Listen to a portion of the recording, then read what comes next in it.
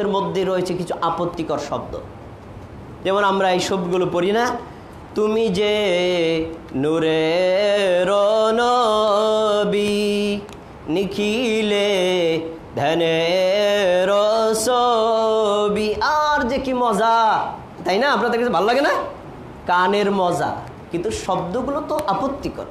তুমি যে নূরের নবী, এটার যদি অর্থ হয় নবী তুমি নূরের তৈরি, তাহলে এটা শিরক। আর যদি এটার এ অর্থ হয় তিনি হেদায়েত প্রাপ্ত আলোকিত নবী, তিনি মানুষকে হেদায়েত দান করেন, তাহলে এই বাক্যটা ভালো। কিন্তু এই বাক্য তো আমাদের নবী বলেন নাই, সাহাবী বলেন নাই, তাবিরা বলেন নাই। আর যদি বলেও থাকে এরকম সুরে ছন্দে ভঙ্গিলা স্টাইলে জনগণকে একত্রিত করে বলেন নাই, আপনি কেন বললেন? এটাই বেদাত। জনগণের প্রশ্নের জবাবগুলো দিচ্ছি যে মিলাদে আমরা কি পড়ি ভাই, গালাগালি করি না, তাহলে আপনার সমস্যা তো করে। সমস্যা এই জায়গায় আপনি নবী যেভাবে করেন নাই সেভাবে করলেন কেন, এটাই হলো আপত্তি। এরপরে আরো আসেন, আমরা এই যে দরুদ পড়লাম, দরুদের সম্মিলিতভাবে দরুদ পড়া আমাদের নবী সাল্লাল্লাহু আলাইহি ওয়াসাল্লাম কখনো শিক্ষা দেন নাই, সাহাবীগণ কখনো শিক্ষা দেন নাই। দরুদ একটি আমল, এবং এই আমলটা হলো ব্যক্তিগত আমল। রাসূল সাল্লাল্লাহু আলাইহি সাল্লাম থেকে দুইটি দরুদ প্রমাণিত আছে, একটা বড় আর একটা ছোট। যেটা বড় আমরা সবাই জানি, সালাতের মধ্যে আত্তাহিয়াতুর পরে দোয়া মাসুরার আগে যেটা পড়ি, আল্লাহুম্মা সাল্লি আলা মুহাম্মদ আল্লাহুম্মা বারিক আলা মুহাম্মদ। এই দরুদটাই হলো নম্বর 1, সবচেয়ে ফার্স্ট ক্লাস দরুদ। এটা সরাসরি আমাদের নবীর শেখানো। কিন্তু মিলাদিকে এই দরুদটা পড়া হয় না। কে এই দরুদটা দোষটা করছে? কি দোষ করছে? কি দোষটা করছে? কারণ এই দরুদটা জনগণকে নিয়ে সুর দিয়ে পড়া যায় না। আপনি পড়েন তো দেখি, পড়তে পারবেন না। কিন্তু এই দরুদের মধ্যে কিছু মেডিসিন ঢুকান, তাহলে পড়া যাবে। আল্লাহুম্মা সাল্লি আলা মুহাম্মদ ওয়া আলা আলি মুহাম্মদ সুর দিয়ে পড়া যায় না। কিন্তু আল্লাহুম্মা সাল্লি আলা সাইয়্যিদিনা, এই যে সাইয়্যিদিনা ঢুকাই দিছি, এখন কি মজা লাগে না? এবার জনগণকে নিয়ে পড়া যায়। এই যে সাইয়্যিদিনা, মাওলানা, এই যে শব্দগুলো ঢুকিয়ে পড়লেন, এই শব্দগুলো আমাদের নবী কখনো ঢুকান নাই। আপনি কেন ঢুকালেন? দরুদ একটি ইবাদত, শ্রেষ্ঠতম ইবাদত। রাসূলুল্লাহ সাল্লাল্লাহু আলাইহি ওয়াসাল্লাম বলেছেন, কোন এক বান্দার বান্দি যদি আমার উপরে একবার দরুদ পড়ে, আল্লাহ ওই বান্দার উপর 10 বার রহমত করেন। সুবহানাল্লাহ। আর একবার দরুদ পড়লে আল্লাহ রাব্বুল আলামিন তার আমলনামা থেকে 10টা গুনাহ মুছে দেন। একবার দরুদ পড়ার কারণে তার জান্নাতে আল্লাহ 10 গুণ মর্যাদা বাড়িয়ে দেন। সুবহানাল্লাহ। একবার দরুদ পড়লে, যদি আমার নবীর উপর আমি দরুদ পড়লাম একবার, আমার উপকার হলো 30 বার, কিন্তু বেদাত ঢুকালে হবে 0 বার। আপনি কেন সাইয়্যিদিনা ঢুকাইলেন?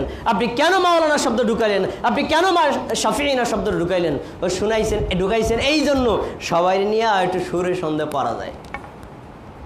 এই যে সুরে ছন্দে মানুষকে মাতিয়ে পড়ার জন্য যে শব্দগুলো ঢুকাইলেন, এই শব্দগুলো ঢুকানো বেদাত, আর সুরে ছন্দে জনগণকে নিয়ে পড়েছেন, এটাই হলো বেদাত। দরুদ পড়া বেদাত আমরা বলি না, আমরা বলি আপনার সিস্টেমটা বেদাত। সিস্টেমের পরিবর্তন নিতে হবে, ইবাদত ঠিকই আছে। এখন বলবেন সাইয়্যিদিনা আবার কি দোষটা করলো, মাওলানা আবার কি দোষটা করলো, শাফিঈনা আবার কি দোষটা করলো, সমস্যাটা কি? প্রত্যেকটা অর্থই তো ঠিক। দেখেন, সাইয়্যিদিনা মানে আমাদের নেতা। আচ্ছা, মুহাম্মদ সাল্লাল্লাহু আলাইহি ওয়াসাল্লাম কি আমাদের নেতা না? অর্থ ঠিক আছে। শাফিঈনা তিনি আমাদের সুপারিশকারী, কথাটা কি ঠিক না ভুল? ঠিক। মাওলানা আমরা যে স্বাভাবিক অর্থ বলি, মাওলানার এমনি প্রচলিত অর্থ ধরলে একজন জনাব সম্মানিত ব্যক্তি, এই অর্থ ঠিক আছে। আর মাওলানার আর একটা অর্থ হলো আমাদের মুক্তিদাতা, আমাদের মুক্তিদাতা আল্লাহ, এই শব্দটা ঠিক নেই।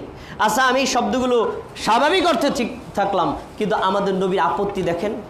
একজন ব্যক্তি আমাদের নবীর কাছে আসছে, এসে বলছে আনতা সাইয়্যিদুনা ওয়া ইবনু সাইয়্যিদুনা ওয়া খায়রুনা ওয়া ইবনু খায়রুনা। মুহাম্মদ সাল্লাল্লাহু আলাইহি ওয়াসাল্লাম শোনেন, আপনি আমাদের নেতা, আপনি আমাদের নেতার ছেলে নেতা, আর আপনি আমাদের মধ্যে উত্তম ব্যক্তি, আর উত্তম ব্যক্তির ছেলে হলেন আপনি। 4টা শব্দ আমাদের নবীর ক্ষেত্রে সত্য না মিথ্যা? আমাদের নবী কি নেতা না? নেতার ছেলে নেতা না, তারপরে আমাদের নবী কি উত্তম ব্যক্তি না, উত্তম ব্যক্তির সন্তান না? চারটা শব্দই সঠিক। আমাদের নবী বলেন, এই ইহুদিরা যেভাবে উজাইরের মর্যাদা বাড়িয়ে দিয়েছে, খ্রিস্টানরা যেভাবে ঈসা আলাইহিস সালামের মর্যাদা বাড়িয়ে দিয়েছে, তোমরা আমাকে সেভাবে মর্যাদা বাড়িয়ে দিও না। আমি চাই আল্লাহ আমাকে যতটুকু মর্যাদা দিয়েছেন, কি মর্যাদা? তোমরা বলো আমি হলাম মুহাম্মদ ইবনে আব্দুল্লাহ, আর আমি হলাম আল্লাহর বান্দা এর রাসূল। এতটুকুই বললে যথেষ্ট। সাইয়্যিদুনা বলার দরকার নাই, খয়রুনা বলার দরকার নাই। কারণ এই শব্দগুলো যারা বলে তারা আবেগী মানুষ। আবেগ করতে করতে হয়তো এক সময় আমাকে ঈসা আলাইহিস সালামের মতো মর্যাদা অতিরঞ্জিত করবে, আর এটাই হলো শিরক। ঈসা আলাইহিস সালামের মর্যাদা বাড়ায় নাই। ঈসা আলাইহিস সালাম কুষ্ঠরোগীকে ভালো করে দিতেন, দোয়া করে দিতেন, ব্যাস ভালো হয়ে যেত। অন্ধ জন্মন্ধ লোকটাকে ভালো করে দিতেন। খ্রিস্টানরা মনে করলো জন্মন্ধ মানুষকে চোখ দান করা আর কুষ্ঠরোগীকে ভালো করে দেওয়া, কোনো ডাক্তার যার চিকিৎসা করতে পারে না, এই কাজগুলো করা তো ভালো লোকের কাজ, কিন্তু ভালো মানুষ তো পারে না। অবশ্যই এটা আল্লাহর দ্বারা সম্ভব। তাহলে ঈসা আলাইহিস সালাম আল্লাহর একটা পার্ট হবেন। তবে তিনি কি? ইবনুল্লাহ, আল্লাহর ছেলে। এই যে দেখেন, ভালোবাসা মর্যাদা অতিরিক্ত করতে করতে গেলে যা হয়, আমি আমার বউকে ভালোবাসি, আমি যদি বলি তুমি আমার মায়ের মতো, এটা তো তারে অপমান করা, এটা তারে অপমান করা। মুহাম্মদ সাল্লাল্লাহু আলাইহি ওয়াসাল্লামের মর্যাদা আছে, কিন্তু মর্যাদা বাড়াতে বাড়াতে যখন আপনি বলবেন মুহাম্মদ সাল্লাল্লাহু আলাইহি ওয়াসাল্লাম আল্লাহর জাতি নূরের তৈরি, তাহলে আপনি মুহাম্মদকে আল্লাহর পার্ট বানিয়ে দিলেন, যা শিরকে আকবার, ঈমান শেষ। এজন্য তাকে আল্লাহ যতটুকু মর্যাদা দিয়েছেন এতটুকু দিলেই যথেষ্ট। আপনি তাকে পাম দিয়ে অতিরিক্ত সম্মান বাড়াবেন, ইসলাম এটাকে সাপোর্ট করে না, আর মুহাম্মদ সাল্লাল্লাহু আলাইহি ওয়াসাল্লাম এটা পছন্দ করতেন না। তাহলে সাইয়্যিদিনা, হাবিবিনা, শফিঈনা, এই শব্দগুলো ভালো, কিন্তু দরুদের মধ্যে এই শব্দগুলো ঢুকানো ইসলামী শরীয়তে কঠোর আপত্তি, এগুলো ঢুকানো যাবে না। তাহলে কি বলবেন? যেটা আমরা সালাতের মধ্যে বলি, আল্লাহুম্মা সাল্লি আলা মুহাম্মদ, আল্লাহুম্মা বারিক আলা মুহাম্মদ, এই দরুদটা পড়বেন। আর শর্ট যে দরুদ, আমরা যখনই তার নাম শুনবো কি বলবো? সাল্লাল্লাহু আলাইহি ওয়াসাল্লাম, ব্যাস, এই হলো দরুদ। এর ভিতরে অতিরঞ্জিত যে কাজগুলো করা হয় সেটা করা যাবে না। এবার আমরা যে মিলাদ পড়ি, সেই মিলাদের মধ্যে দুইটা শব্দ বলি, ইয়া নবী সালাম আলাইকা, ইয়া রাসূল সালাম আলাইকা, এবার বলি না? আচ্ছা, এই যে শব্দ যে ভঙ্গিতে বললাম, অর্থটা ভালো আছে। অর্থ কি? হে রাসূল, আপনার উপর শান্তি বর্ষিত হোক। হে নবী, আপনার উপর শান্তি বর্ষিত। অর্থটা চমৎকার, কিন্তু এভাবে বলা যাবে না। কেন? আমি একটা উদাহরণ দিই। ধরেন আপনার এখন একজন দাঁড়াই বললেন, হে হুজুর। আপনি কি বলতেছেন? হে হুজুর। আপনারা বলেন এই বাক্যটা কি? আমার শানে সম্মান না অপমান? এটা কি সম্মান না অপমান? ঠিক। ইয়া রাসূল, ইয়া নবী, এই শব্দটা বলা নবীর জন্য অপমান। কেন? কোরআনুল কারিমে কোন জায়গাতে আল্লাহ রাব্বুল আলামিন আমাদের নবীর শানে ইয়া নবী, ইয়া রাসূল শব্দটা ব্যবহার করেন নাই। চ্যালেঞ্জ, কোন জায়গায় দেখাতে পারবেন না। কি ব্যবহার করছেন? ইয়া আইয়ুহান নবী, হে মহামান্য নবী। ইয়া আইয়ুহার রাসূল, হে মহামান্য রাসূল। মানে নবীর আগে আইয়ু শব্দটা ব্যবহার করে আমাদের নবীকে তিনি আলাদা সম্মান করেছেন। আল্লাহ যেখানে সম্মানিত করে বললেন ইয়া আইয়ুহান নবী, আর আপনি বলেছেন হে নবী। আপনি কি নবীকে সম্মান করলেন না অপমান করলেন? অপমান।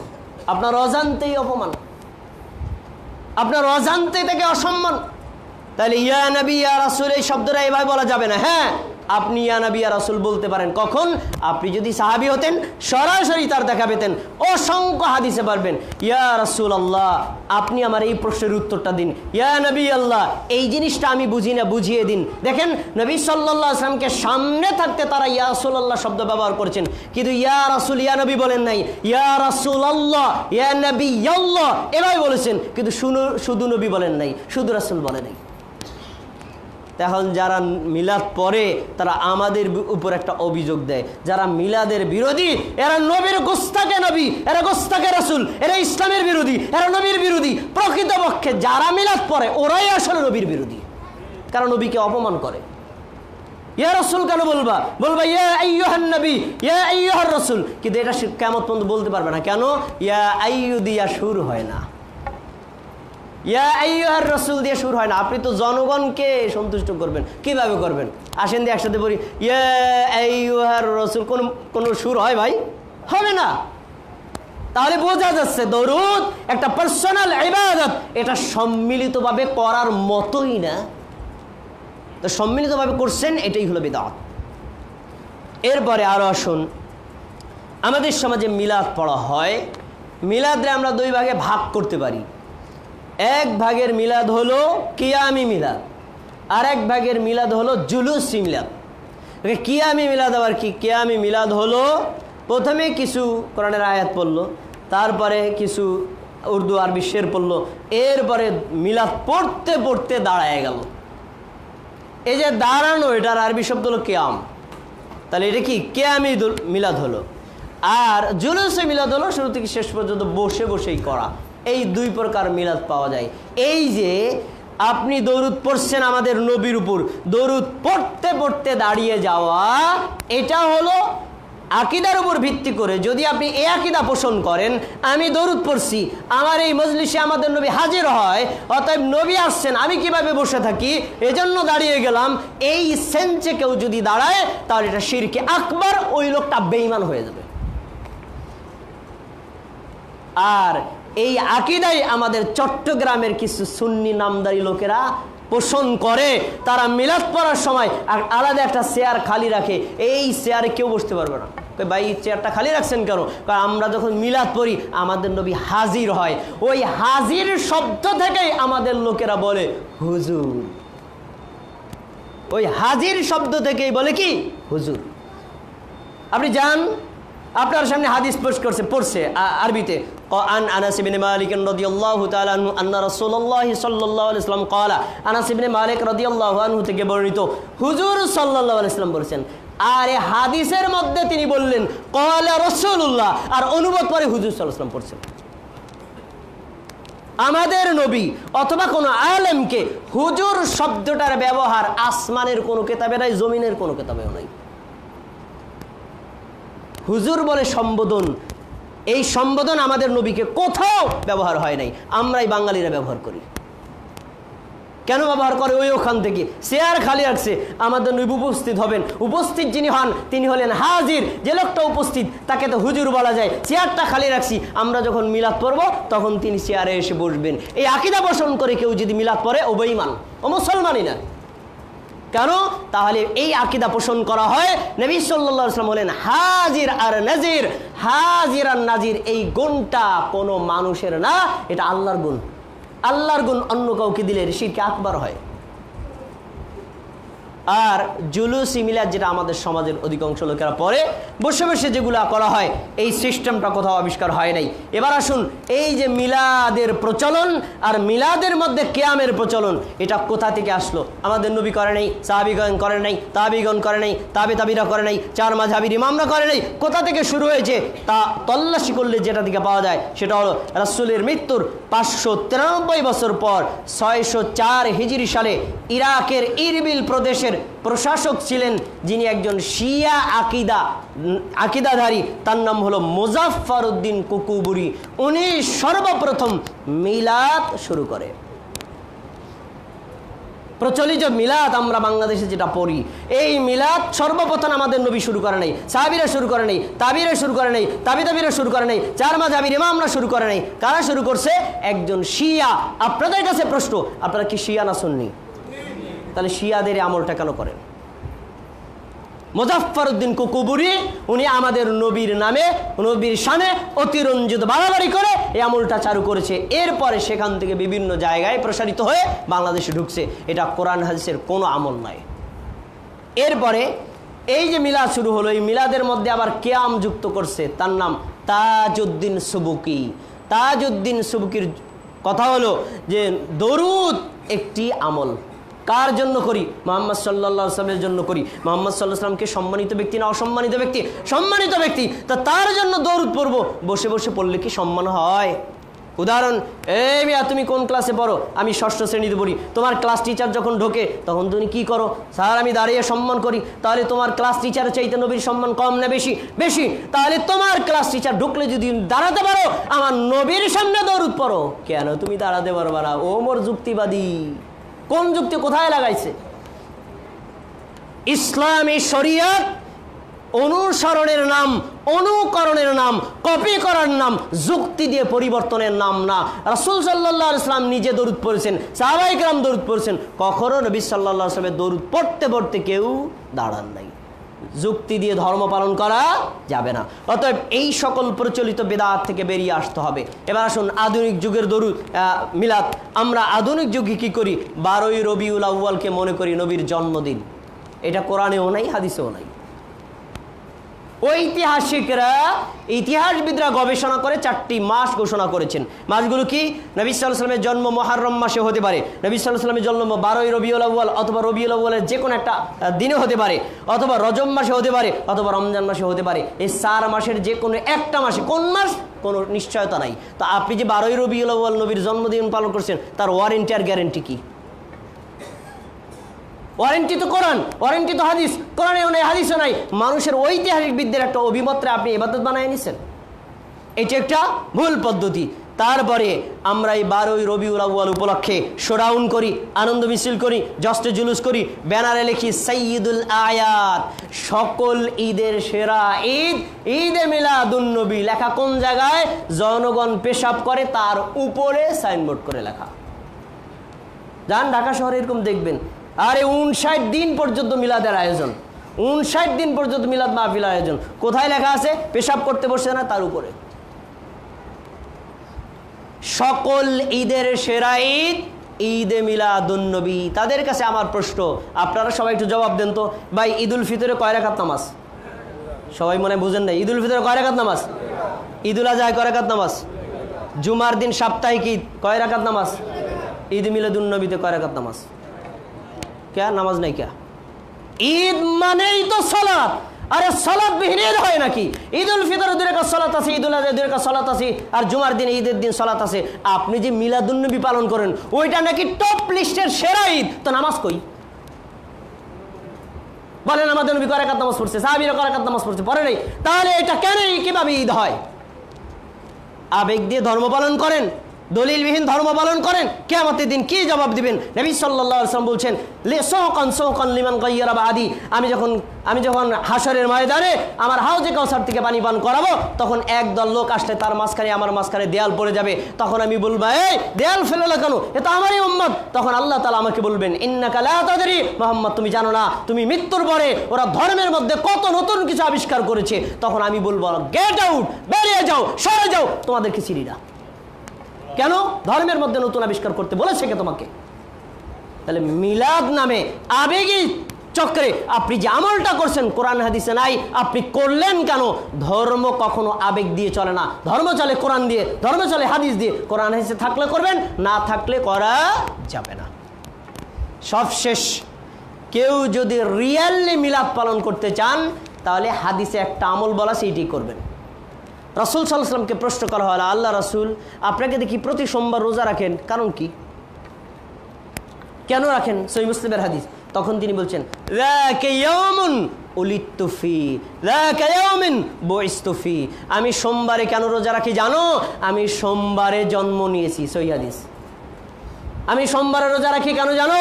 আমি সোমবারে নবুয়ত পেয়েছি। সোমবারে কেন রোজা রাখি জানো? এই দিনেই আমার মৃত্যুবরণ হবে। তাহলে কেউ যদি সত্যিকারের মিলাদ পালন করতে চান, আমাদের নবীকে কপি করে প্রতি সপ্তাহে সোমবারে সিয়াম রাখবেন।